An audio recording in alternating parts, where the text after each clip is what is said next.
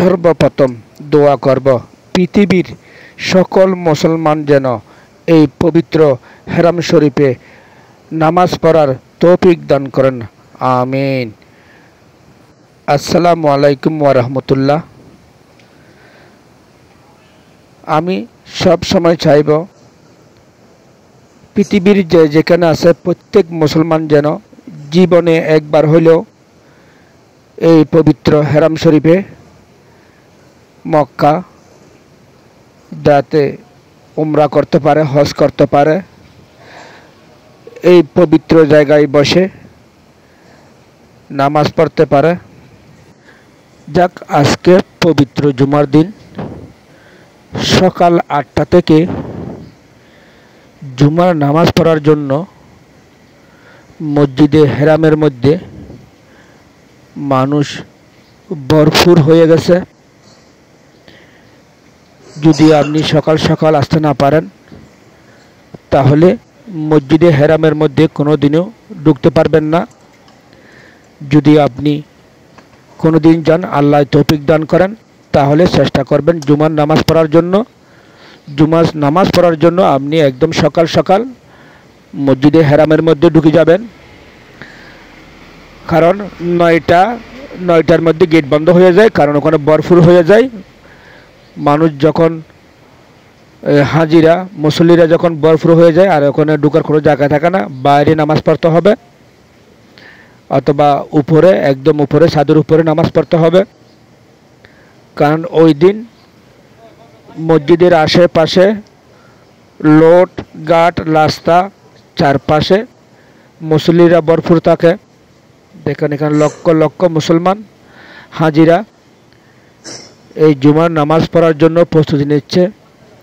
বসে বসে কেউ কোরআন তেলাওয়াত করতেছে, কেউ আল্লাহর কাছে দোয়া চাচ্ছে, যার যার মনের আশা আল্লাহর কাছে প্রকাশ করতেছে, যাতে এই মহান আল্লাহ প্রত্যেকের মনের আশা পূর্ণ করে।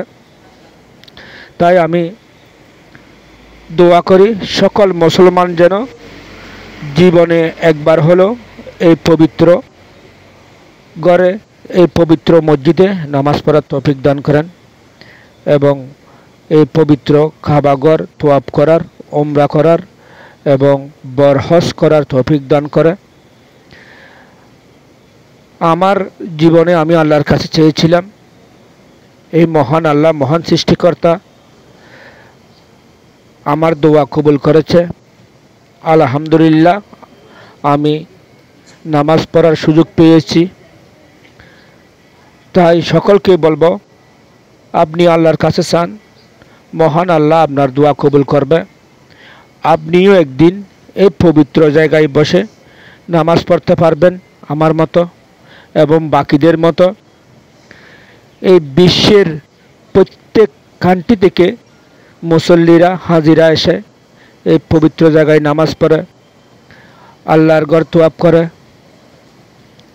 আল্লাহকে সন্তুষ্টি করার জন্য, আল্লাহকে রাজি করার জন্য সবাই চেষ্টা করে।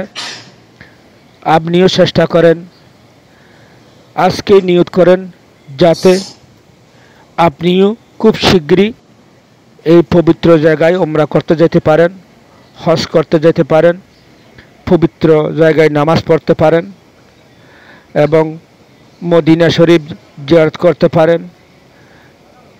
আল্লাহ যাকে ভালোবেসে পবিত্র মদিনা শরীফে রেখেছে, খুব সুন্দর জায়গা, বিশাল এরিয়া। অবশ্যই এখানে যাবেন, সাফা আল মারওয়া তওয়াফ করবেন, কাবা শরীফ তওয়াফ করবেন, একটা উমরা করার জন্য, তওয়াফ করার জন্য, হজ করার জন্য যেগুলো বাধ্যতামূলক সবগুলো করবেন। ধন্যবাদ সবাইকে, ভালো থাকবেন। আল্লাহ হাফেজ।